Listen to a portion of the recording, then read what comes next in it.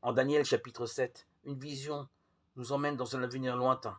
Les puissances mondiales y sont figurées par des animaux. Babylone par un lion, la Perse par un ours, et la Grèce par un léopard ayant 4 ailes sur son dos et 4 têtes.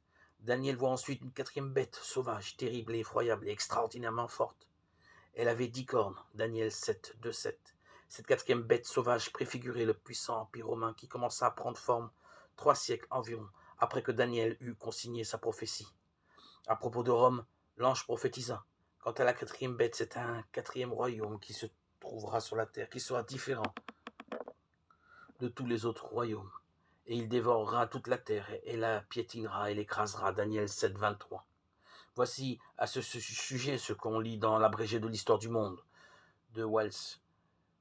La nouvelle puissance romaine qui devait régner sur le monde occidental au second et au premier siècle avant Jésus-Christ était sous plus d'un aspect différent des grands empires qui avaient jusque-là dominé le monde civilisé. République au départ, elle devint monarchie. Contrairement aux empires qui l'avaient précédée, elle ne fut pas créée par un conquérant, mais connut une ascension irrésistible au fil des siècles. Elle dura bien plus longtemps et régna sur un territoire beaucoup plus étendu que celui de n'importe quel autre empire avant elle. Mais que représentent les 10 cornes de cette bête énorme? L'ange l'explique en ces termes.